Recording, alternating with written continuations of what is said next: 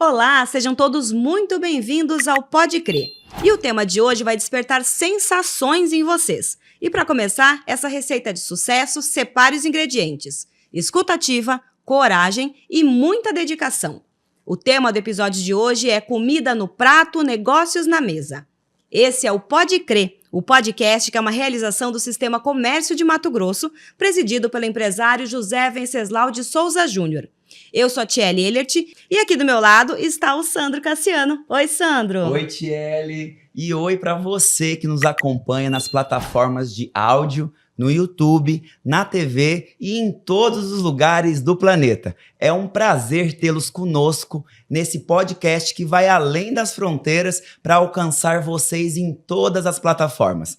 O episódio de hoje tem aroma, sabor e tempero. Tem também muito suor e inspiração que resultam em uma trajetória de sucesso.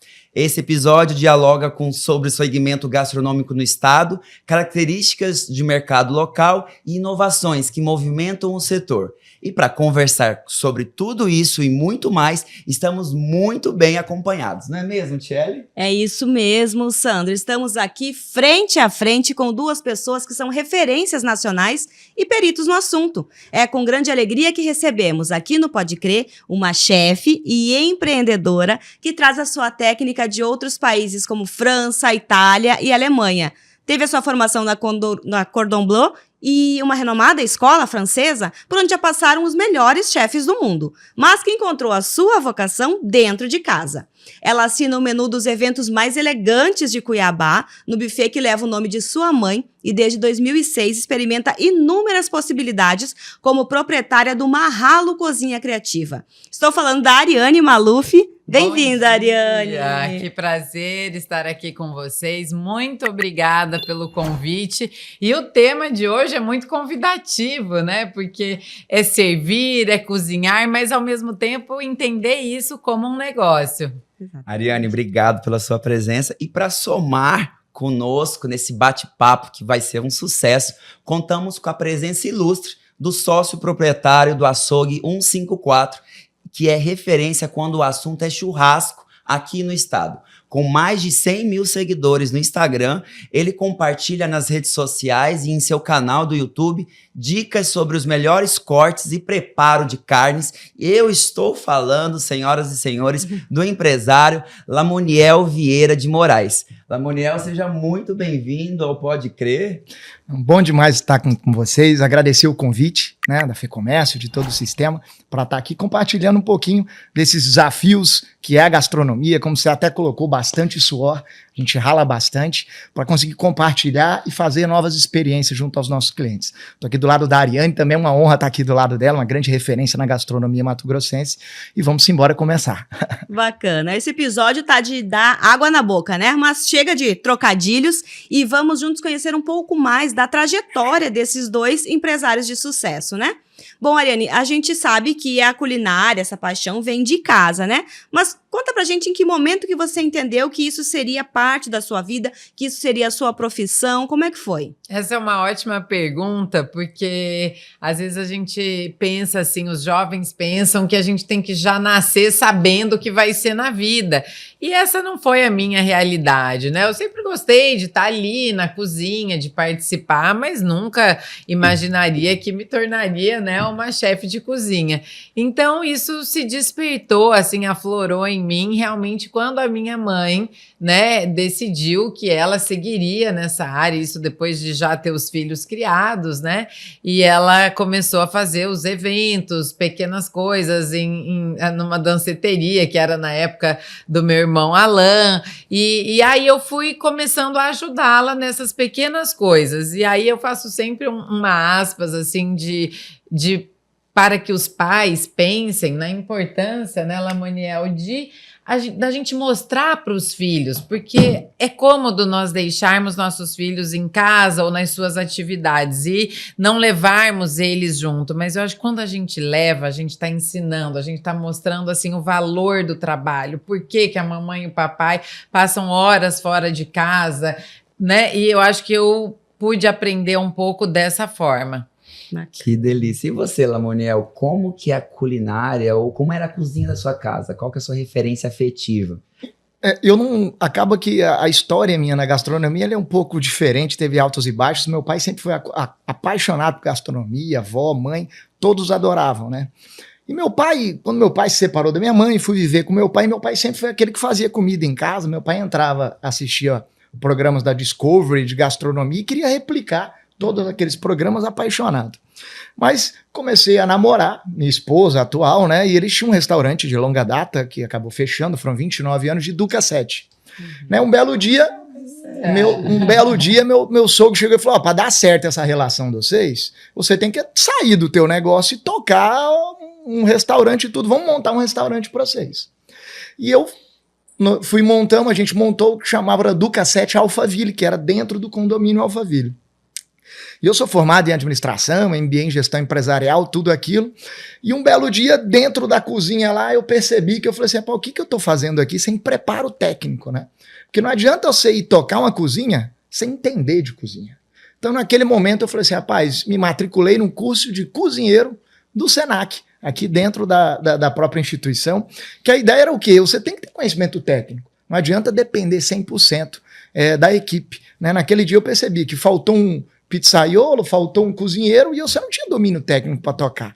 Porque uma coisa que eu aprendi estudando é que o quê? Você tem que saber todo o teu negócio, não adianta depender de equipe, depender de funcionário. Então, o que você vier a fazer na tua vida, a escola que eu estudei, você tem que saber ser um especialista do negócio que você vai tocar, para você não ser refém de equipe, ser refém, eventualmente, de um funcionário. Gente, que alegria. Acabou que a gente dedicou bastante aí e a gente foi chegando aí, alcançando o nosso. Gente, é surpresa, tá? Isso não é combinado, não. Não é combinado, não. Que alegria de ter um ex-aluno do Senac aqui. Então, eu queria complementar, porque eu também sou aluna do Senac. Eu me formei em hotelaria pelo Senac São Paulo. Olha só. O meu estágio prático foi no Senac de Águas de São Pedro. Já estive também no Senac de Campos de Jordão. Então, tem uma história realmente concreta, assim como o Lamoniel do Senac fazer parte da minha trajetória profissional. Que gostoso. E essa trajetória em breve vai sair num livro aí, não vai, Ariane? Nossa, esse é o grande projeto Lamoniel de 2024, que é a concretização de um sonho através da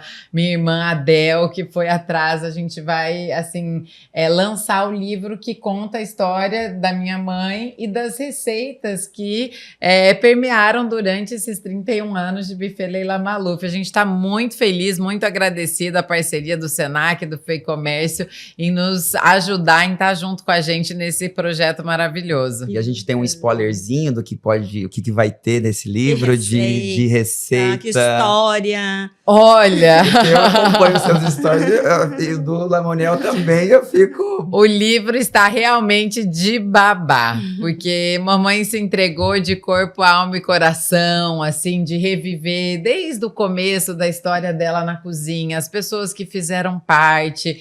Tem depoimentos de inúmeros chefes que, Brasil afora, que já tiveram oportunidade, assim, de estar aqui em Cuiabá e vivenciar o trabalho dela. E quanto às receitas, dá para imaginar, né? Porque 30 anos é muita coisa, então são muitas receitas, mas que ela teve, assim, o cuidado de escolher as melhores, as fotos estão lindas e as receitas estarão na íntegra, para que as pessoas possam realmente, né, usufruir. O segredo da família vai ser revelado. Na verdade, acho que a gente é uma família sem segredos, porque eu acredito que para a gente aprender mais, para a gente poder crescer, a gente precisa compartilhar, né, Lamoniel? A gente precisa ensinar o que a gente sabe para que a gente possa, né, se esvaziar e se encher de novo. Acho que é um movimento cíclico e contínuo. Falando de memórias afetivas, e a gente estava falando que não vai ter polêmica, mas vai ter polêmica agora. Eu quero que vocês contem pra gente o prato favorito de vocês. Que é que vocês mais gostam, se fossem escolher um prato afetivo, um prato que leve vocês para algum lugar. Qual é o prato favorito? Pode falar primeiro. Para mim tá fácil, porque eu falei disso ontem no jantar. Ontem a gente fez uma noite libanesa no Mahalo E eu falei para um cliente, meu prato favorito está na mesa hoje, que é o malube, o arroz virado, que é simplesmente um arroz com carne e berinjela, mas é uma alcatra que a gente tempera com pimenta síria, limão, manteiga, tal, e aquele caldinho da carne molho. Puxa, agora eu vou falar disso e não vou servir aqui. Ai, ai, ai. Esse é o meu prato preferido. A gente vai lá para me sinto convidado aí, se for lá, estou à disposição. É uma coisa que para mim realmente me leva a antigamente na gastronomia. Minha avó é de origem nordestina, do Ceará, e eu sou apaixonado pelo baião de dois que minha avó fazia, né? Eu até lembro aqui agora no ritual que era para fazer, era uma manhã inteira que gastava para fazer. Aí eu lembro que vinha um parente, trazia o queijo lá do Nordeste para botar no baião de dois, para ter um pouquinho mais disso aí. E eu acho que isso aí que sempre levou e trouxe muita coisa para mim na gastronomia. Eu lembro do baião de dois da minha avó. Até hoje eu nunca consegui fazer igual. Ela ensina é tudo, mas não eu fica queria igual. fazer uma pergunta pro Lamoniel. E o baião de dois está no cardápio do 154? Não tá. Pior então que não pronto, fica a provocação, porque a receita que marca a sua vida, né, pode vir a ser uma estrela no seu cardápio. Verdade, verdade. É isso. E a capacitação sempre esteve muito presente na vida de vocês, né? O preparo, né? O preparo de vocês e vocês enquanto empresários super bem-sucedidos, o quanto que isso é importante para a equipe também. Bom, eu acho que a equipe, ela se sente muito segura, né? Quando ela tem essa figura do líder, do proprietário da empresa, sabendo fazer de tudo. Então, se eu estou no buffet, eu posso estar na cozinha, eu posso servir um cliente, eu estou no banquete me comunicando e falo para as meninas, olha, vamos, ofereçam, né? Façam isso. Então, eu sinto, assim, que a equipe tem um apoio. Ele sabe que, assim, a gente vai estar ali para poder dar esse suporte o tempo todo, seja através da minha pessoa, no nosso caso, né?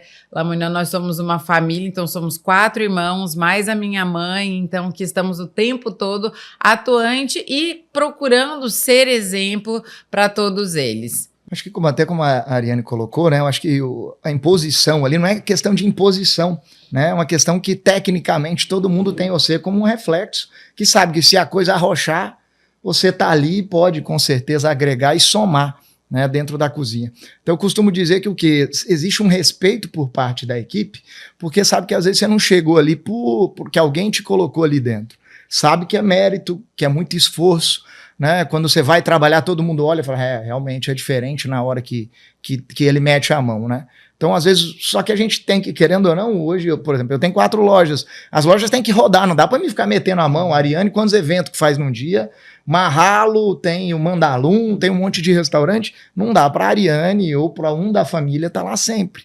Então, a cada dia que passa, você tem que dar um jeito de desenvolver gente, capacitar, para entregar um pouquinho dos Maluf, um pouquinho da família do Lamoniel, acho que em cada prato, em cada processo que sai. Essa pergunta eu ia fazer para vocês agora. A cozinha, ela é a parte criativa, né?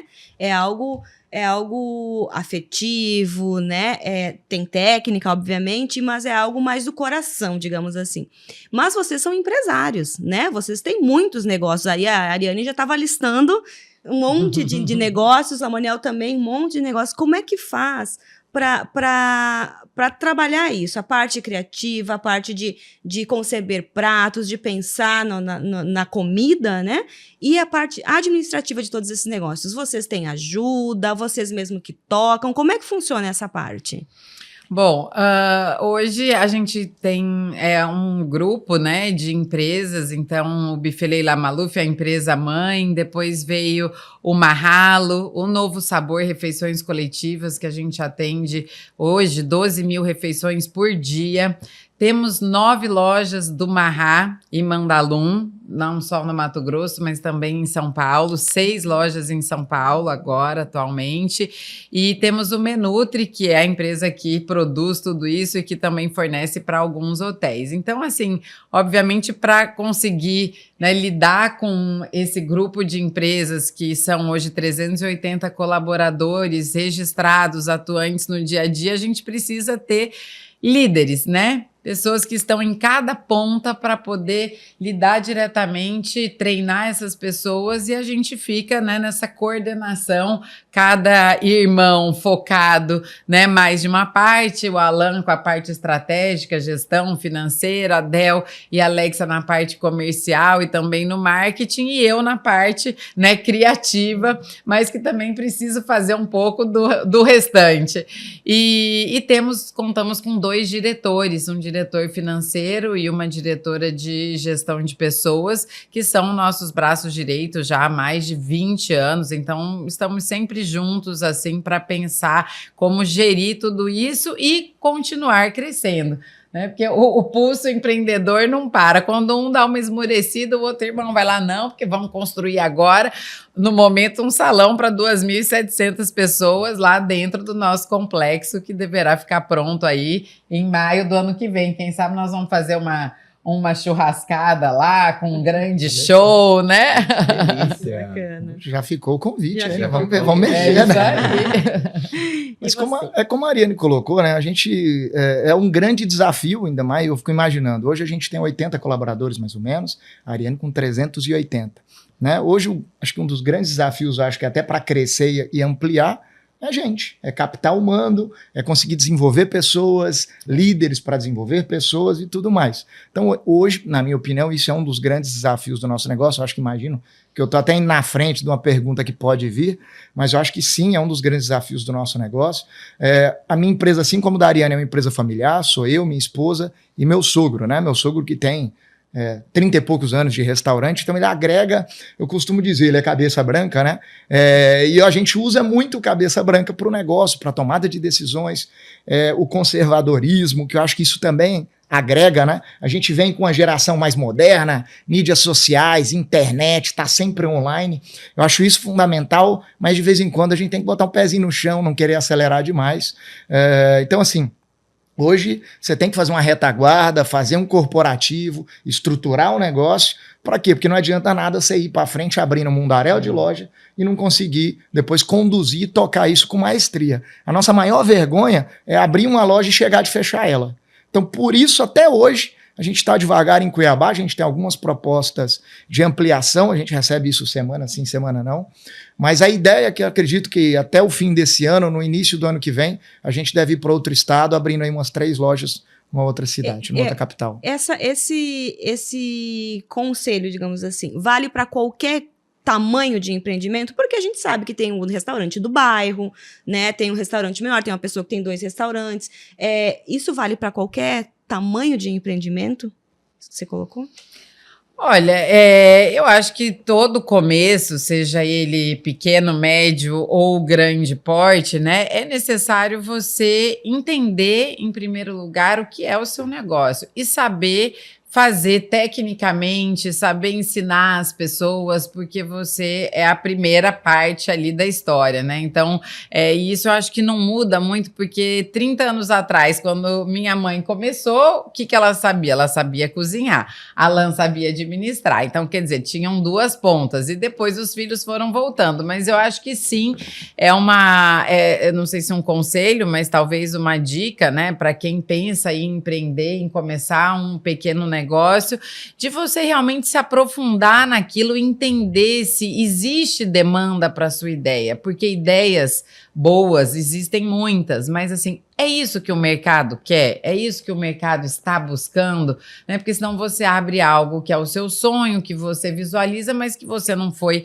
saber se realmente cabe, né, em Cuiabá, ou se cabe melhor no interior, ou aonde quer que seja. Então, acho que é muito importante. Meu negócio é um pouco mais novo que o da Ariane, então a gente pode até falar.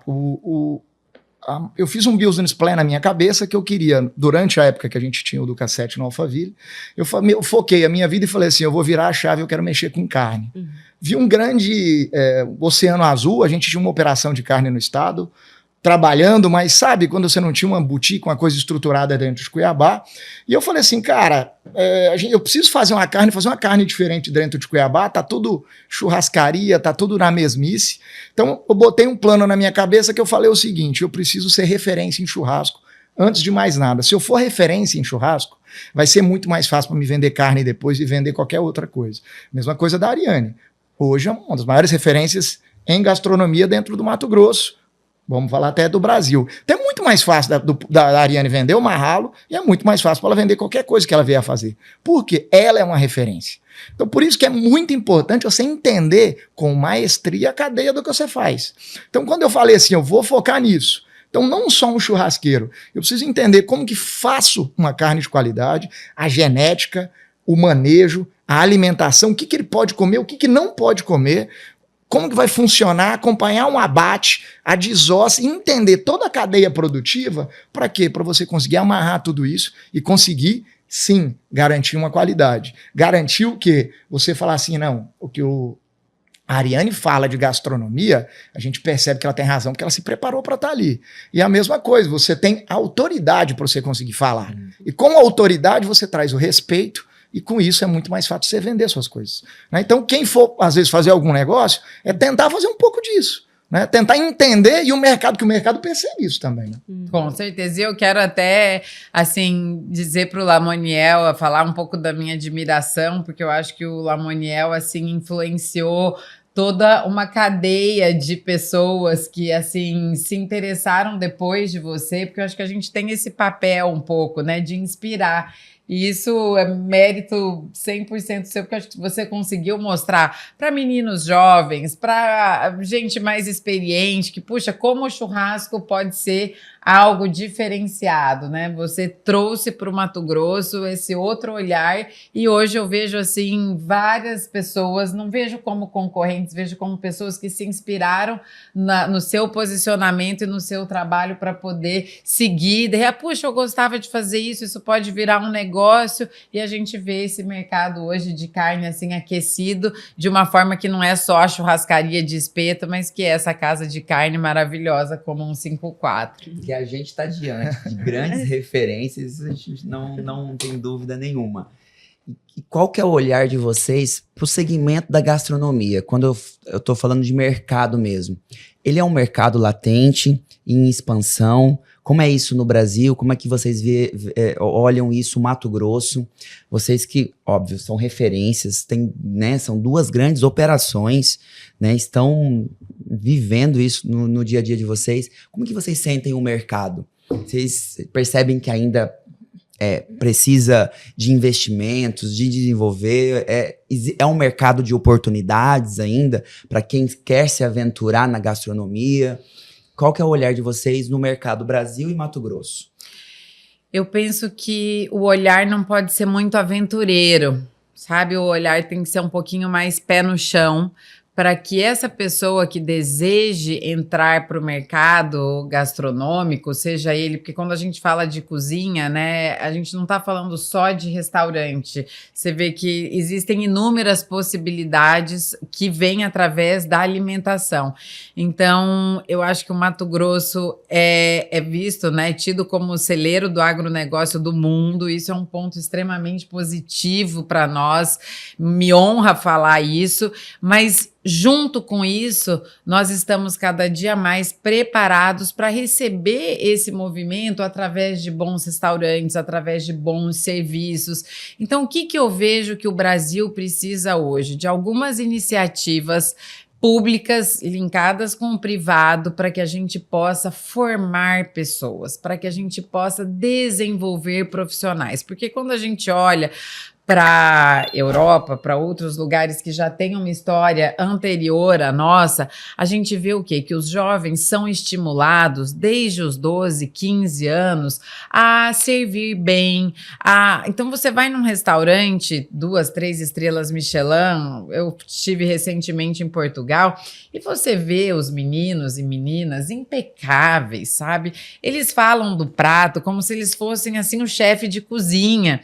E aí eu fiquei pensando e refletindo sobre isso, em que momento que nós, no Brasil, conseguiríamos ter isso. E aí eu acho que realmente assim precisa ser uma união de esforços e isso precisa assim, ter o envolvimento do público conosco, empreendedores, para que a gente possa estimular antes, não com 20 anos, porque com 20 anos a expectativa, às vezes salarial, é um pouco maior, mas com 15, 16 eles estão começando e eles podem ali entender que isso sim pode ser uma profissão e que ele pode começar, né, como um comin, e depois ele vai ser um garçom, depois ele vai ser um maître, depois ele pode ser um sommelier, um gerente. Então, assim, existe um plano de carreira para essa pessoa que decidir trabalhar na gastronomia. E a gente vê que hoje esse é o nosso grande desafio. Então, penso que, assim, temos espaço para ainda no Mato Grosso e no Brasil, porém, vamos precisar fazer esse movimento em prol da profissionalização. Fantástico. Acho que como a Ariane falou muito de gente, de desenvolvimento de gente, mas eu não vou falar desse negócio. Então eu vou falar hoje sobre outro caminho. Do jeito que a gente fala que existem muitas potenciais, muitas oportunidades, principalmente no nosso estado, né, um berço do agronegócio, mas a gente tem que olhar um pouquinho para trás e ver o tanto de operação que abre todos os dias e o tanto de operação que fecha. Porque muita gente entende que restaurante é uma hype, né? Você tá, o restaurante abriu, você tá ali recebendo seus amigos, aproveitando aquilo ali, às vezes, para fazer um lobby, para gerir algumas coisas. Mas a gente tem que entender que restaurante exige muito suor, muita dedicação. Na hora que todos os seus amigos estão no lazer, estão se divertindo, vão para uma chácara, vão para algum lugar, a gente tem que estar trabalhando. E o dono de restaurante, o profissional que vive de gastronomia, ele tem que ter isso na cabeça dele e entender, se eu vou escolher isso, essa é a vida que eu quero. Né? Então, do jeito até a Ariane colocou muito, muito bem a questão de gente, que falta realmente iniciativas públicas, privadas de desenvolver capital humano. E principalmente, não só isso, mas os empreendedores desse nosso segmento têm que ter isso muito claro. Ah, não, eu vou ser um investidor. Certo? Então, você vê com quem que você vai estar junto. Né? Porque o que a gente mais vê, todo dia tem um restaurante novo, tem uma operação gastronômica em Cuiabá. E quantas que fecham? Que não dão conta, que não faz um plano de negócio correto, que acha que vai dar certo e às vezes não dá. Né? Então, assim, quem vai mexer, acho que com gastronomia, eu gosto sempre de falar isso, o cara tem que entender que, de certa forma, ele vai perder um pouco da vida dele no dia a dia e tudo mais, principalmente o empreendedor. Se ele achar que é só botar o dinheiro, não vai. Não vai. E é muito gostoso ouvir isso de vocês, porque antes da gente começar o nosso bate-papo aqui no Pode Crer, a gente estava falando que algo visível do negócio de vocês é a inovação. Vocês estão sempre se reinventando e vocês estão sempre inovando, e pelo menos vocês trazem isso para as mídias digitais e o público consegue perceber isso, tanto na experiência que vive no negócio de vocês, quanto no que consegue assistir das mídias digitais. E qual é da fonte que vocês bebem para se atualizar? Vocês olham para o mercado, olham para o cliente, ou onde é que vocês buscam inspiração, ou como é que vocês se atualizam para estar presentes no mercado? Eu vou começar falando dessa vez. Eu acho que uma coisa que eu vejo, principalmente da Ariane, a Ariane está muito em contato com os clientes dela, seja nos restaurantes, seja nos eventos. Assim como eu tento também fazer. E o principal contato com o cliente é você estar entendendo o que o cliente quer. Né? Então, às vezes, se você está lá no fundo da tua cozinha, você nunca vai saber o que está se passando lá fora, você não vai saber o que teu cliente realmente quer de você. Então, acho que isso é um ponto. Outro ponto, sim, é estar nas redes sociais, é consumir redes sociais, porque ali realmente tem muita novidade, tem muita coisa acontecendo. A Ariane viaja bastante, a gente também viaja bastante, para também ver o que tem de coisa nova, o que a gente pode agregar, o que cabe, né? Dentro da nossa cultura, o que cabe dentro do nosso negócio e o que não cabe. Às vezes vai experimentar, não vai dar certo, e vai ter coisa que vai dar certo. Eu acho que é muito de fazer, de tentar também, tentativa e erro, mas o mais importante é acertar mais do que errar, né? Estamos aqui para isso, né? Bom, as minhas inspirações, eu acho que elas vêm assim, eu tenho mais aguçado, assim, eu tenho esse meu lado criativo, que é a nossa bandeira, Mahalo Cozinha Criativa, o buffet a gente está procurando sempre também trazer novidades, então assim, as minhas inspirações vêm através de viagens, sim, porque eu acho que nas viagens a gente abre os horizontes, eu nunca viajo só para passear, porque a viagem sempre tem também aquele lado de, nossa, como é que esse povo se alimenta, né? Qual que é a cultura? De onde veio essa história? Porque isso tudo vai abastecendo a nossa caixinha aqui para que tenha repertório mais adiante. Uma outra forma também de inspiração, para mim, é o contato e a vivência com outros chefes, né? Então, quando eu faço o evento que chama Mahalo Convida, Chefes do Brasil, e a gente traz esses chefes para Cuiabá, é uma forma de me inspirar e também de inspirar a equipe, porque essas pessoas vêm, elas vêm com as suas histórias, com as suas receitas, e tudo serve, puxa, olha, fica um legado, né, daquele molhinho, daquela coisa que a chefe falou, de uns 5 minutos de conversa que ela teve com a equipe, e claro, como o Lamoniel disse, hoje a gente tem essa facilidade das redes sociais que nos ajudam nas pesquisas. Então, quando eu penso, eu vou fazer uma receita, né, de cordeiro, então eu vou lá e vou pesquisar várias coisas. Utilizo muito isso também. E meus livros, eu adoro livros de receita, livros físicos, ainda sou um pouco a moda antiga, que trazia livros na mala e tal, e eu acho que livro não tem idade, a gente sempre pode abrir, mesmo os livros que eu trouxe 25 anos atrás da França, até hoje eu sento, pesquiso, e essa é a forma como eu vejo, assim, de me inspirar. Legal. Pegando o gancho aqui da Tiele, para dar uma esquentada no papo, nessa trajetória de vocês, já tiveram algum dissabor? E qual foi ele? A pergunta é no empresarial mesmo, desafio de negócio, né? Enquanto desafio de negócio. Nessa trajetória de vocês, já tiveram algum dissabor? Olha, tô pensando aqui. Olha, tá bom, hein, gente? Tá que ótimo. Se é algo, posso algo ruim posso que até não... complementar a pergunta, né? O quanto que esse avanço tecnológico, né, quando eu falo isso, tô falando de mídia social mesmo, né, de internet, né, que de uns últimos anos estourou. O quanto que isso impactou no negócio de vocês? Positivamente ou negativamente? Eu acho que o impacto é positivo, eu vejo como um impacto positivo, acho que tem dois lados, vou falar do lado corporativo, assim, ele é muito positivo porque hoje a gente pode todos os dias falar dos nossos negócios e da maneira livre como a gente quiser. Não precisa ser uma propaganda ensaiada, algo que foi extremamente pensado. Então você pega ali e hoje eu vou falar do meu cardápio do dia e tal, ou vou fazer uma receita simples para poder impactar as pessoas e ela sentir, ela não vai ter tempo de fazer em casa, mas ela vai sentir vontade de comer essa comida. Onde que ela vai no Mahalo, ela vai buscar um dos nossos restaurantes. Então eu vejo isso de forma muito positiva, a gente consegue mostrar, como você falou, para o planeta o que a gente faz. E assim, eu acho que tem um sinal amarelo aí querendo ficar vermelho quando a gente está como cliente, mas coloca esse aparelho à frente do nosso lado social, do nosso lado humano de relacionamento. Então eu vejo também uma coisa que às vezes me toca um pouco, que é ver casais, turmas, onde ao invés das pessoas, elas se movem para poder estar ali, mas às vezes não estão totalmente, porque estão se relacionando com uma outra fonte, seja pessoas, seja vídeos e tal. Então acho que a gente precisa repensar um pouquinho isso para poder... Tem muito isso no restaurante? Muita gente com o celular na mão? Tem. Nem conversam. Que não acaba que é experiência, porque eu ir num restaurante eu encaro como uma experiência. Exato. Né? E o celular trouxe, não tá igual você disse, não tá de corpo e alma ali, vivenciando aquilo, né?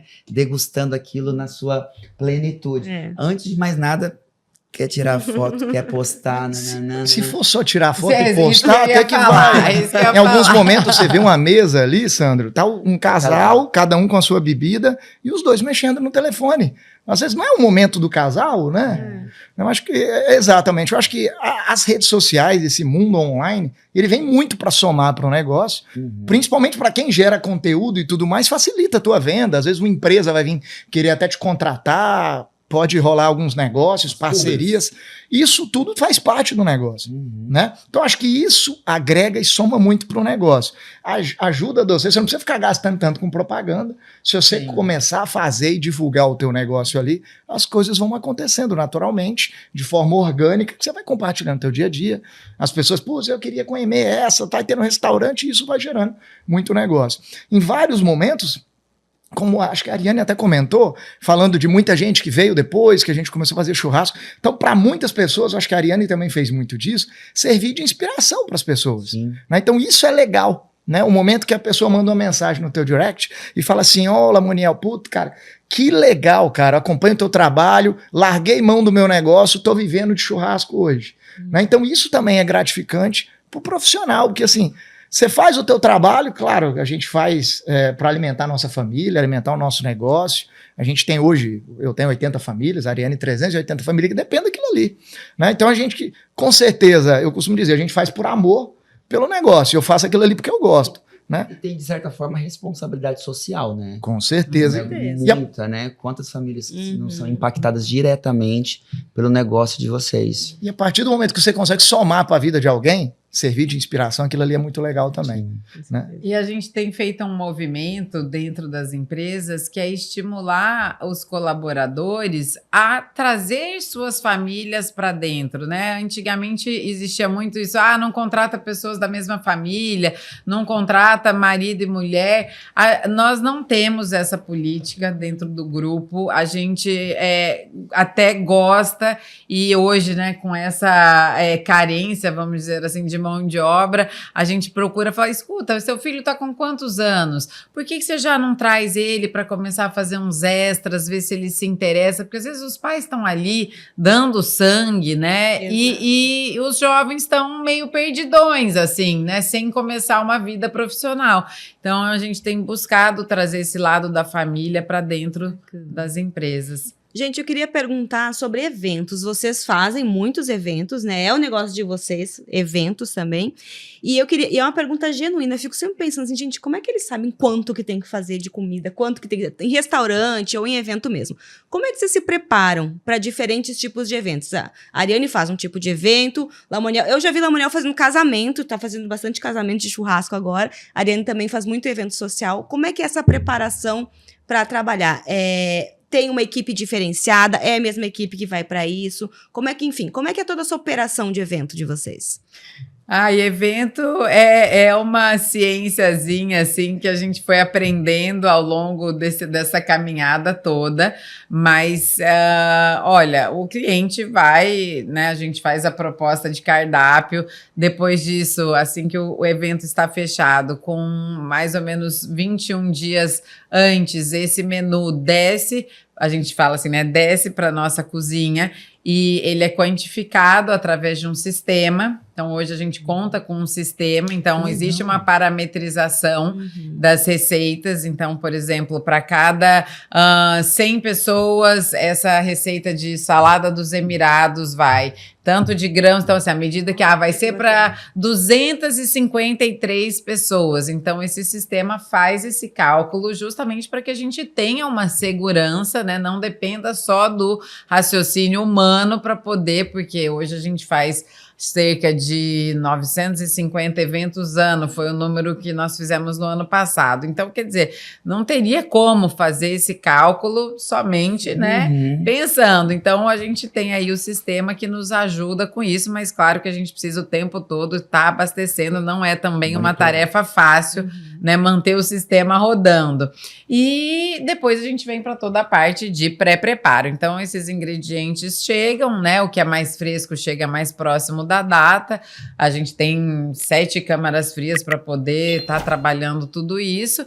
E aí começa a produção, né? A equipe, cada setor tem um chefe de partida, então a gente tem a área de garde-manger, que é a parte fria, temos a área de preparo de canapés, que a gente faz muito canapés, acho que do Lamoniel é um pouquinho diferente, né, porque o menu é o outro, e aí a gente tem um saucier, que é um chefe de partida que só faz a parte de molhos, temos a parte do açougue, enfim, eu falo...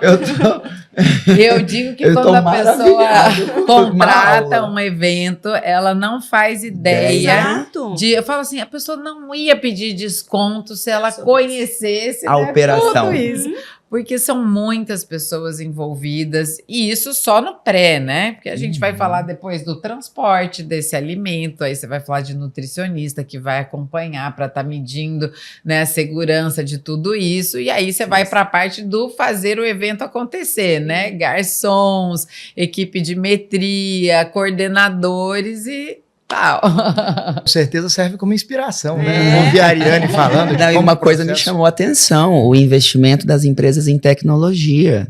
Né? Então, um sistema... Eu não sabia, sinceramente, um sistema de metrificação que vocês com certeza tiveram que desenvolver. Sim. Não existia. No primeiro momento, sim. Hoje já existe. Hoje já existe no mercado já. Aham. Eu costumo dizer assim, Sandro, se você hoje não investir em tecnologia, não investir em sistema, você também está fadado ao fracasso. Sim. Né? Porque hoje o teu negócio precisa de controle, você precisa de informação, e isso faz parte, né? Um processo que usa a matemática para fazer a quantificação ali, isso se faz fundamental, né? A gente faz um pouco disso também, usa um pouco, só que nossos eventos são um pouco mais simples, eu costumo dizer que é um pouco mais rústicos, né?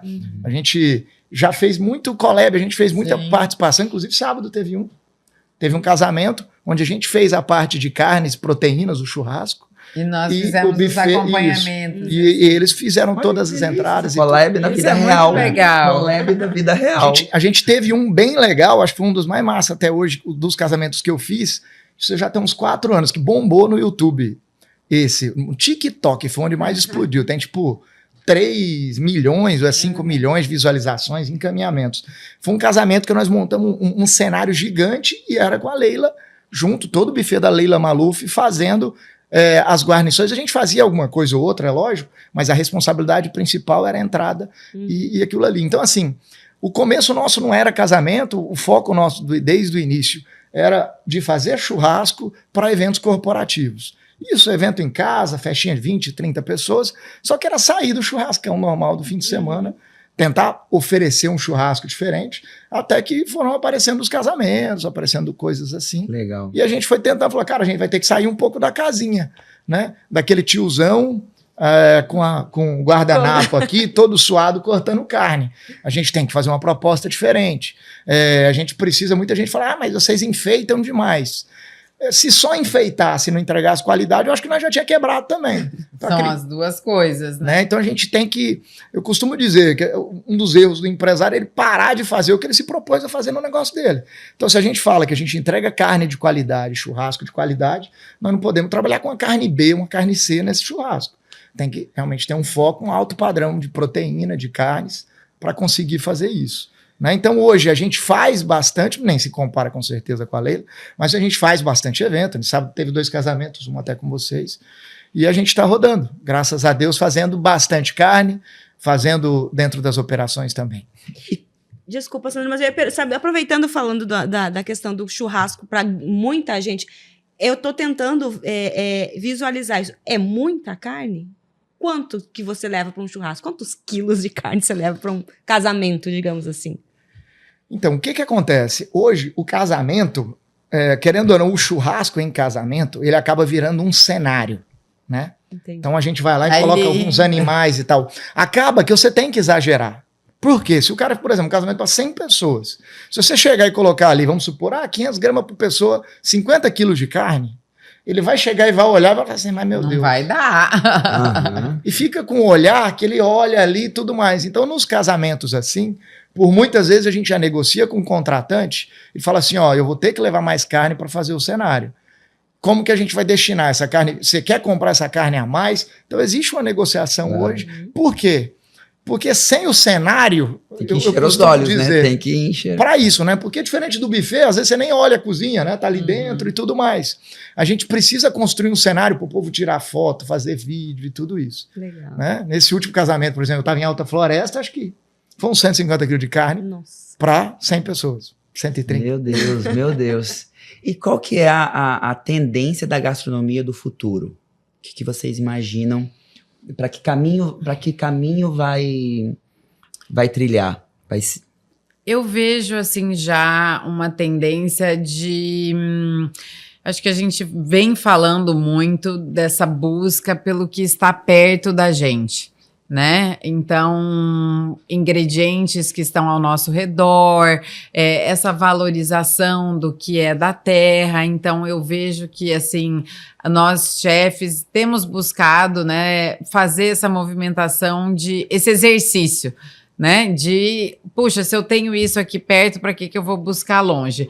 Não é tão simples assim, mas eu penso que essa é sim uma tendência cada vez maior, porque a gente não para mais de falar de sustentabilidade, né? Essa palavrinha entrou na nossa vida, sei lá, 10, 15 anos atrás e ela não saiu mais, porque o mundo depende, o mundo precisa ser sustentável para que a gente garanta aí as nossas próximas gerações.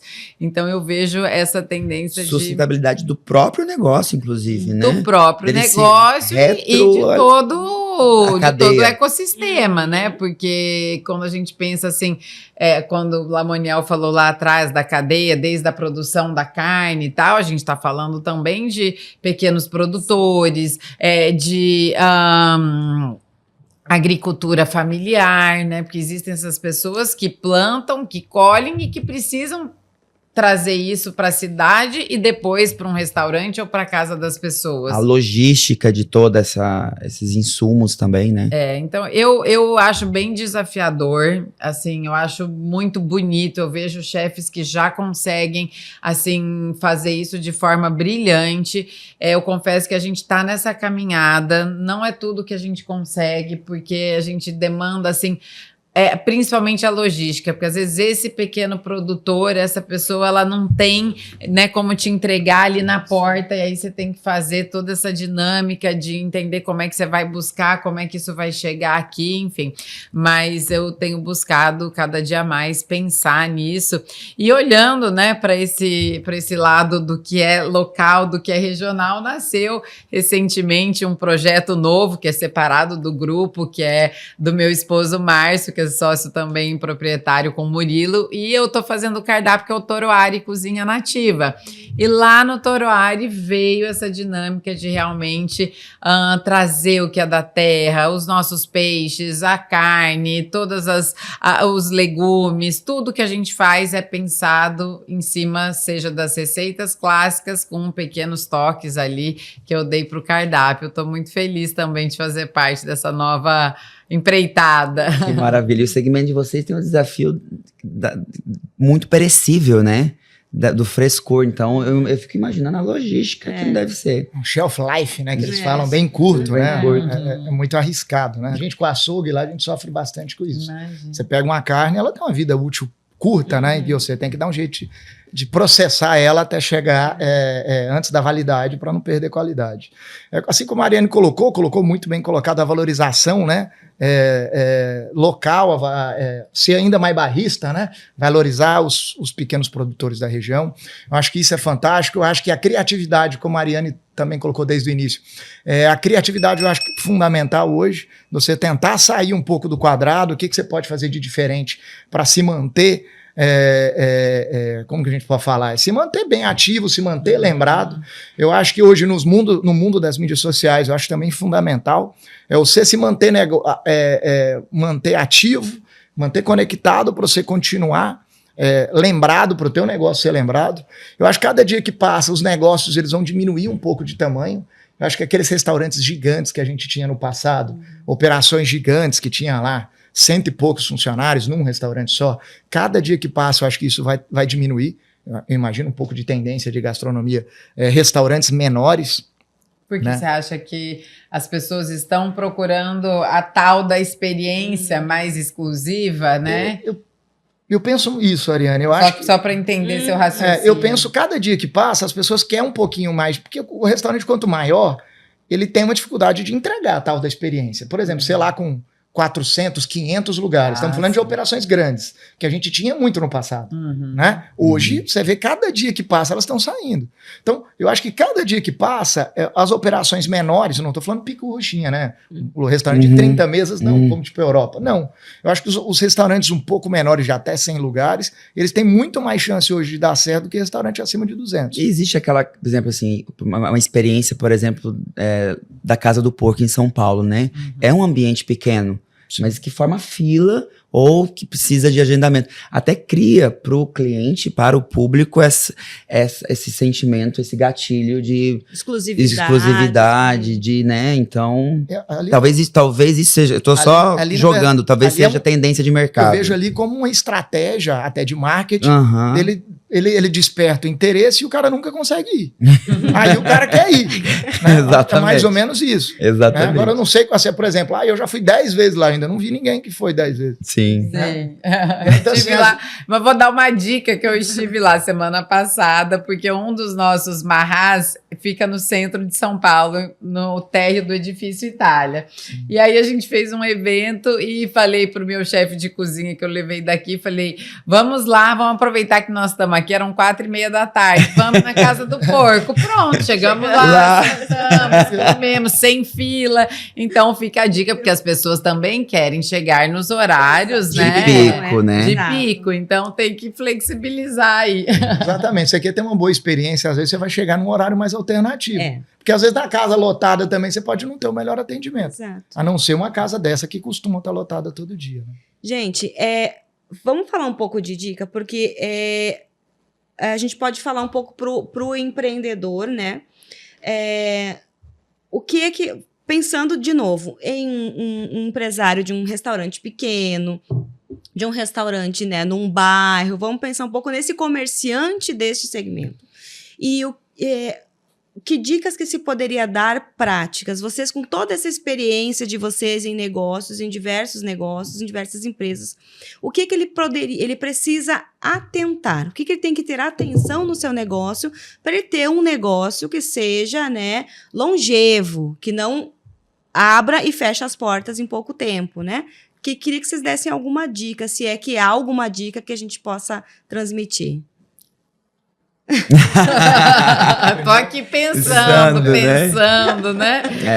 E tem muita gente que acompanha o nosso podcast também, que são alunos. Por exemplo, a gente tem cursos do Senac de gastronomia, de cozinheiro, né? E às vezes durante né? o curso desperta neles essa veia empreendedora. Né? Mas qual que seria a dica de ouro de vocês para pessoas que estão nesse mundo da gastronomia e que querem se aventurar nisso? Olha, talvez o que eu vá falar pareça óbvio, mas eu acho que o passo a passo, né, é fundamental. Então, acho que assim, a primeira coisa é fazer um plano de negócio. Para aquela ideia que você sonhou, para aquilo que você pensou.